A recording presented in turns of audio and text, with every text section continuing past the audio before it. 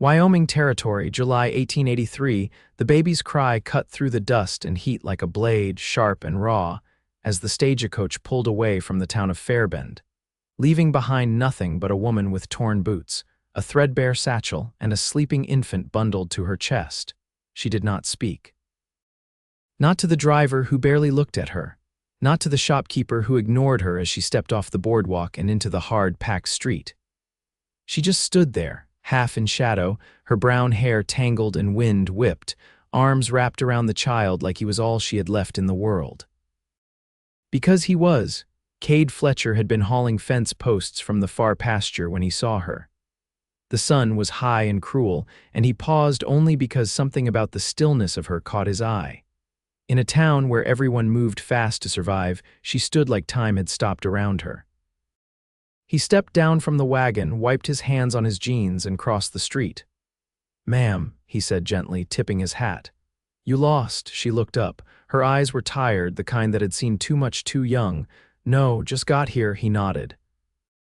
"Well, Fairbend ain't much, but it is something. You got a place to go." She hesitated, then shook her head. "What's your name?" Another pause.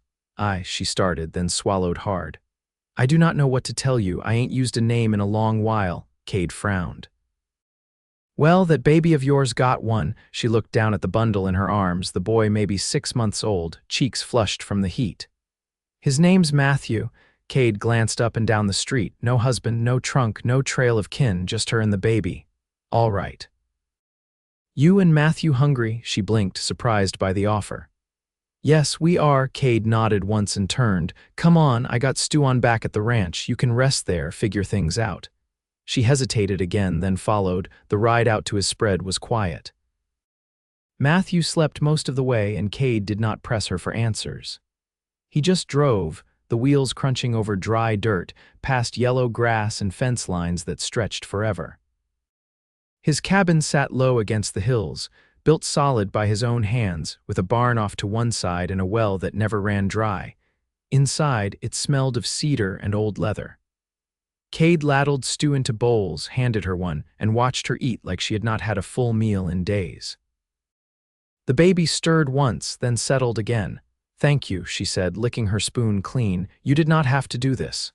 "Maybe not," Kade said, setting his bowl down, "but I wanted to." She glanced around the cabin, then back at him. "You live out here alone?" "Yeah.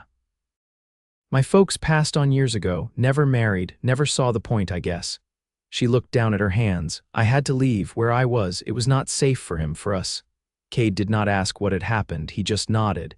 "You can stay here a while, not forever, just till you catch your breath." She looked at him. "You sure? Of course. You and Matthew need a place. I got space." She smiled then, small but real. "Thank you. Can I give you a name?" he asked softly. "Just something to call you by." She hesitated, then nodded. "Josephine." "You look like a Josephine to me." Her eyes welled, and she looked away. "All right, Josephine." That night, Kade made up the bed and took the cot by the fire. Josephine tucked Matthew into a cradle Kade had carved for his sister's boy years ago, back when he thought family might still happen for him. He watched her from across the room, her hair loose, her eyes softer now. "You can stay as long as you need," he said quietly. She looked over at him. "I think I already stayed longer than I planned," he smiled. "Then maybe it is the right place." The days that followed were slow and steady. Josephine helped in the garden, hung laundry in the wind, and sang soft lullabies to Matthew as the sun went down. Kade showed her how to milk the cow and patch the fence. She was quiet but capable, and he learned not to ask about the past. She gave him pieces when she was ready. One night at supper, she said, "He was not kind, the man I ran from. Matthew is not his by blood, but he wanted to raise him like he was. I could not let that happen." Kade looked her in the eye. "You did right," she nodded, her shoulders easing. By mid-August, Matthew was crawling.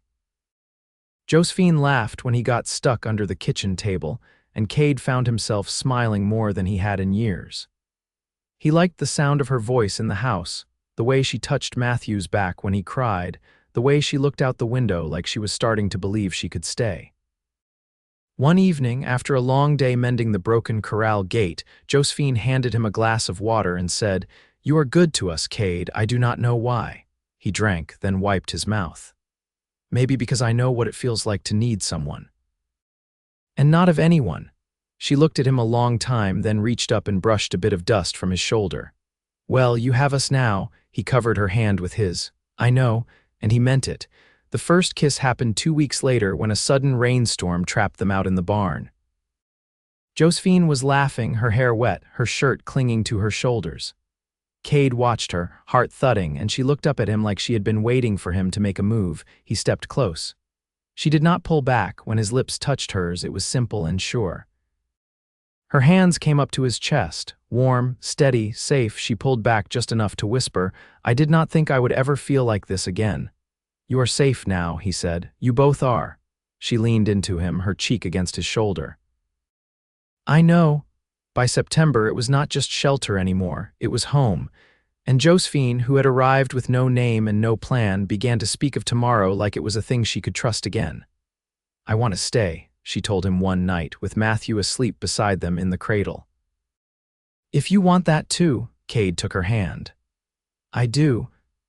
And he meant that too. By early October, the wind began to carry the scent of sage and cold iron, brushing the tops of the dry hills with the first warnings of winter.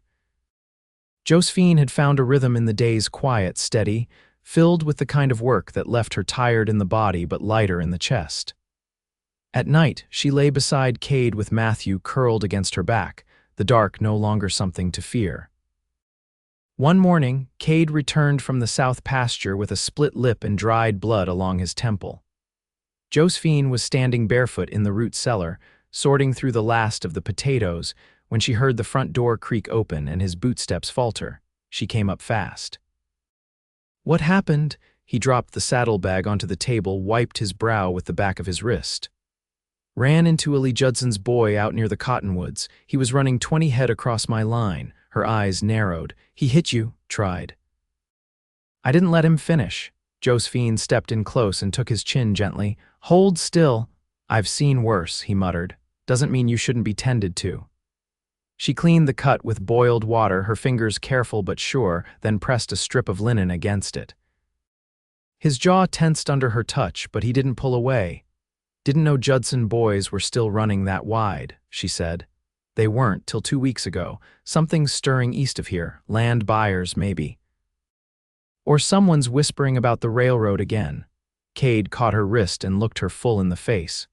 If anything starts to shift, I'll keep you and Matthew clear of it. I promise you that. She nodded once, then leaned her forehead against his. I believe you. That evening, as the sun dropped behind the hills, Kade brought out a small wooden box from the loft. He hadn't touched it in years, kept it tucked behind old bridles and a cracked boot heel. He set it on the table beside her after supper. What's this? She asked. He opened the lid. Inside were folded linens, a brass button, and a single photograph faded, edges curled from time. A woman and a little girl, both laughing, seated on a porch swing. My sister and her daughter. They died in the diphtheria wave that hit Laramie 8 years back. Josephine traced the edge of the photo. She looks like you. She was sharp as a branding iron and twice as stubborn. Josephine looked up. Why show me this now? Because I don't want to keep anything back from you. If you're staying, I want you to know what's been here before. She pressed the photo back into the box, closed the lid with care. I'm not leaving unless you ask me to. I never would. Later that week, Josephine walked into town while Kade repaired the barn's northern wall. She carried Matthew in a sling across her chest and kept her eyes forward past the stairs. The general store was quiet, save for the creak of the floorboards and the buzz of a fly trapped against the window pane. Mrs. Harmon eyed her over the flour sack. Didn't think you'd come back around. Josephine met her gaze. I'm not looking for trouble, just sugar and salt. Mrs. Harmon filled the order without speaking again. Outside, an older man in a gray coat stepped out from the barber shop and tipped his hat. That your boy? Josephine adjusted the sling. He is. Looks strong. You settlin' out at the Fletcher place? I am. He nodded, then walked on. When she returned home, Kade was at the table, sleeves rolled, whittling a small horse from a block of pine. Town all right? He asked. The storekeeper's mouth was tight as a bootlace, but no one laid a hand on me. He nodded, then held up the carving. Thought Matthew might like something to chew on besides his thumb. She smiled. He'll love it. That night, after Matthew fell asleep curled around the wooden horse, Josephine and Kade stepped out beneath the stars. The sky was clear, the moon just a sliver. She wrapped her shawl tighter around her shoulders. "I've been thinking," she said. "About the land." Kade waited. "I want to help register it, get my name on the deed too, if you'll let me." He looked at her, long and quiet. "You sure?" he asked. "I am. Then come morning, we'll ride into Cheyenne. I'll stand beside you." She reached for his hand. "Thank you." He squeezed it once. "You're not just staying here, Joe, you're part of it now." She looked out across the dark fields where the wind whispered through the grass. "I know," she said. "And it's the first thing that's ever felt real."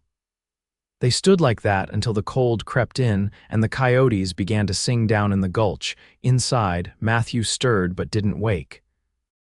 And outside, Kade and Josephine took one more step toward the life they were building, steady as the earth beneath their feet. The trail to Cheyenne was long and rutted, the wagon jostling over dry ground as cottonwoods gave way to open range. Josephine sat beside Kade, Matthew wrapped snug in a wool blanket on her lap, his head resting beneath her chin. The boy had taken to the road without complaint, his soft breath a rhythm against the morning hush. Kade kept one hand steady on the reins, the other resting loosely on his thigh. His eyes scanned the horizon, but his voice was easy. "You ever been to a land office?" Josephine shook her head. "Never had reason to." He nodded toward the distance where the sky blurred against the foothills. "It's all ink and signatures, dull work, but it makes things real." "I figured you ought to be there when it happens." She shifted Matthew slightly. "I appreciate that, it means something." He looked over at her, the brim of his hat shadowing his brow. "I know it does." When they reached the outskirts of Cheyenne, the sun had climbed high enough to draw sweat beneath Kade's collar. He helped her down from the wagon, careful not to jostle the child. The town was louder than Fairbend, with freight wagons groaning under weight, horses stamping in the dust, and a sharp scent of coal smoke drifting from the rail yard. Josephine's eyes lingered on the iron tracks, then turned away. Kade touched her elbow. "We'll be quick." Inside the land office, the clerk was a lean man with a limp and a crooked mustache. He barely looked up when Kade gave his name and the section number. Only when Josephine stepped forward and said, "I'd like mine included," did the man's brow lift. "Married?" he asked. "No," Kade said. The clerk frowned. "Then she'll need to sign as a joint claimant. That means equal share, full rights." Josephine didn't hesitate. "That's what I want." The man slid the paper forward and handed her a pen.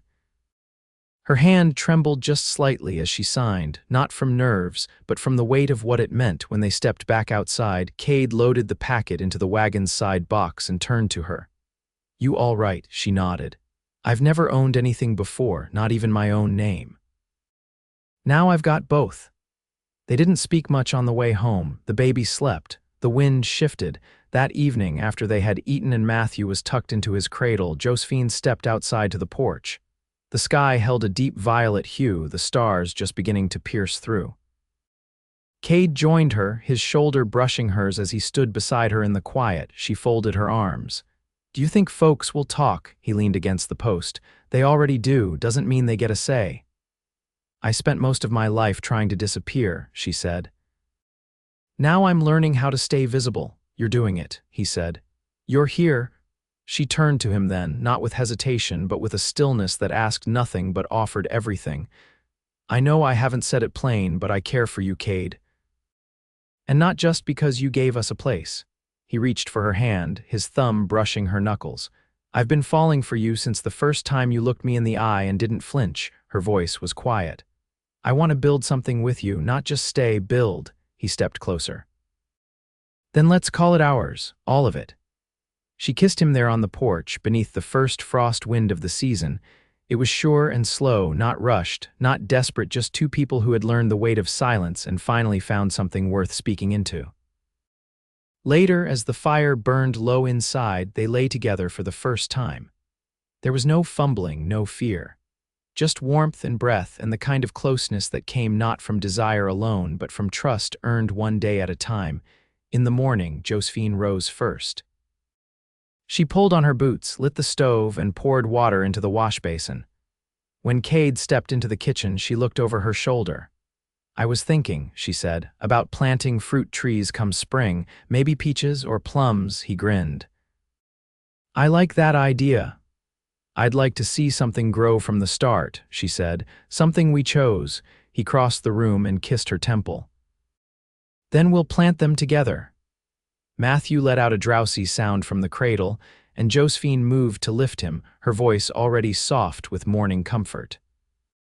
Kade watched her, this woman who had arrived with nothing but a child and a guarded heart, and felt something settle in him that had been restless for too long.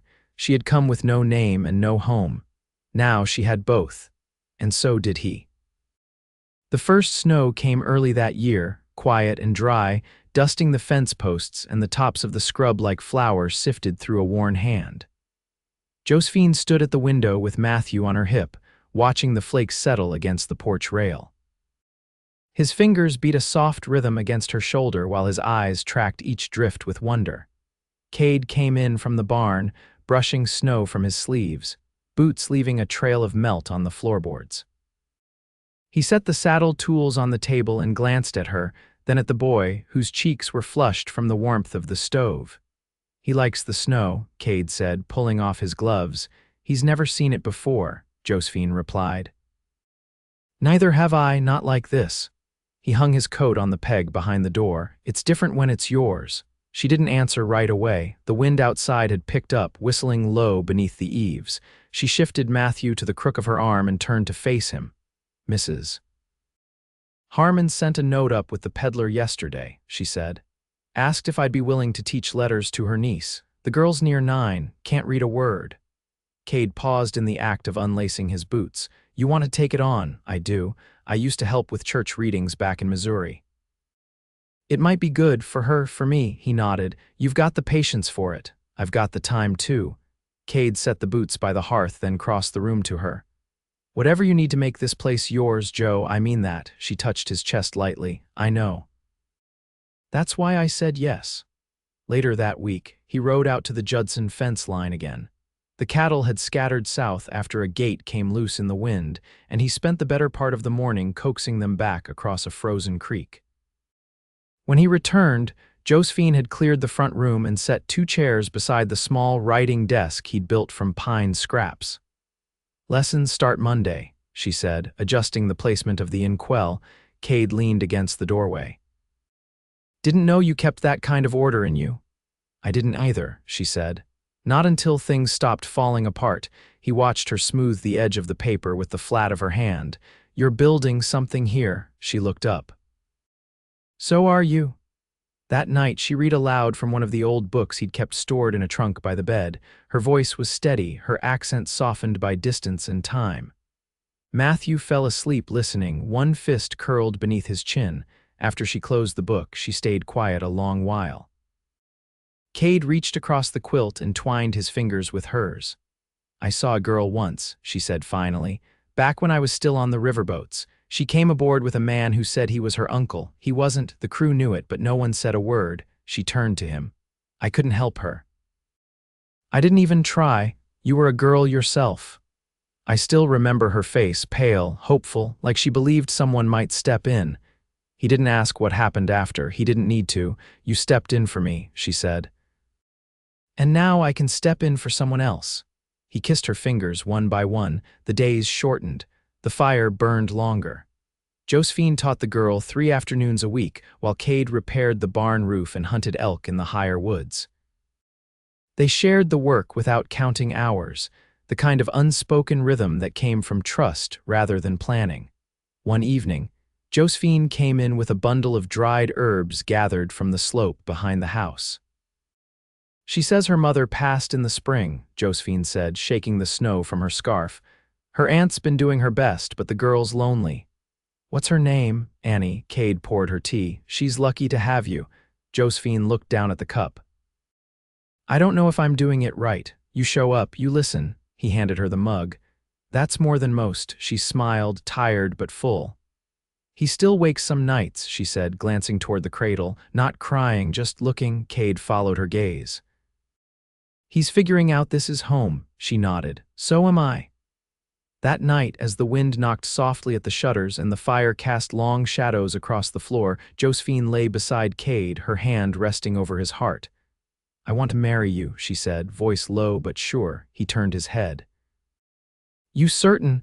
"I've been certain since the day you gave Matthew a place to sleep without asking anything in return." He brushed a strand of hair from her cheek. "Then we'll speak to Reverend Connors when the thaw comes. There doesn't need to be a crowd. Just you, me, and the boy. That's all I ever wanted." She kissed him, slow and lasting, and when they fell asleep, it was with the steady breath of those who had found, at last, a place to belong. The thaw came slow and stubborn, clinging to the gullies and shaded hills even after the sun began reaching higher in the sky. Josephine stood in the sloped field behind the house, where the soil had softened just enough to take the edge of her spade. Matthew toddled nearby, chasing a dry leaf with outstretched fingers. The tree sap had started to rise, and the air carried a faint scent of loam and pine resin. Kade joined her near the edge of the plot with two saplings slung over his shoulder, roots bundled in damp burlap. Their wild plum. Grew from seed near Bear Creek, thought they'd take to this ground. Josephine knelt and pressed a palm to the soil. "It's ready." They worked without speaking for a time, hands deep in the earth, setting the roots just so, packing them in with care. When the last tree stood upright, staked and tied with twine, Josephine leaned back and drew a deep breath. Kade wiped his hands on his trousers. "We'll see fruit in a few years if the wind's kind." She looked over at Matthew, who had sat down in the grass and was gnawing on a twig with determined focus. "He'll be old enough to pick them by then." They buried their tools in the shed and walked back to the house, Kade carrying the boy over one shoulder while Josephine tied her hair back with a strip of cotton. Inside, the hearth was low, but the kitchen held the warmth of bread just pulled from the oven. Josephine brushed flour from the table and set out 3 tin plates. "Reverend Connors sent word through Annie this morning," she said. "He'll ride out Saturday." Kade lifted an eyebrow. "That soon?" "He's heading north for baptisms come Sunday. Said he could spare the afternoon." Kade nodded. "You want me to ask Harmon to stand witness?" "Already done," she said. "She's bringing Annie. Said she'd bring a jar of preserves too, if that's all right." "More than all right." Josephine slid the bread knife across the loaf. "I don't have anything fine to wear." "You don't need to." She handed him a thick slice. "Still, I thought I'd use the muslin I've been setting aside." "The one with the blue thread." Kade looked at her, quiet for a moment, then said, "You'll be beautiful in anything, Joe." She didn't look away. "I want to do this right." He reached across the table and took her hand. "You already are." The snow was gone by Saturday, though the ground still held chill underfoot.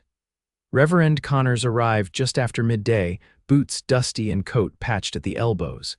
He carried a small Bible and a worn satchel, and he tipped his hat to Josephine with a kindly smile. "You set a good table," he said, glancing at the bread and preserves laid out on the porch bench. "I didn't want more than what was ours," Josephine said.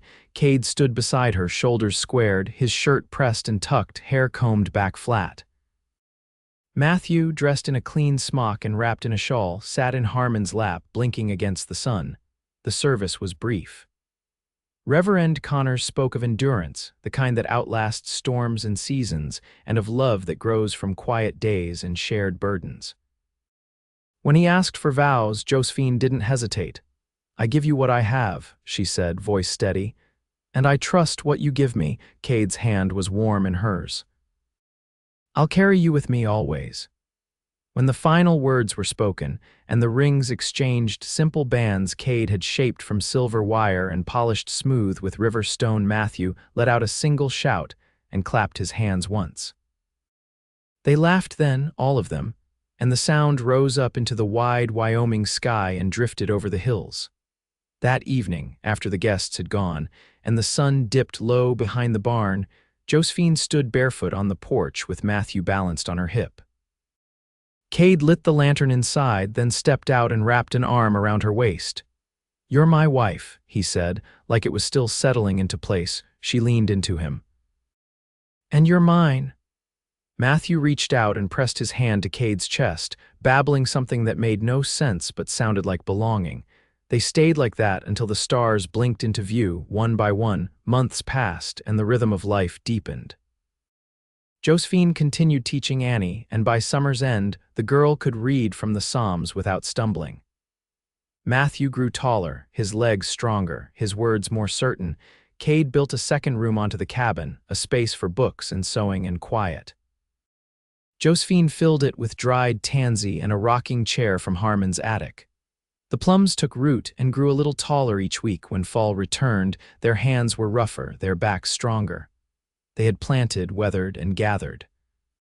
And one morning, as frost silvered the grass again, Josephine stood at the window with her hand resting low on her belly.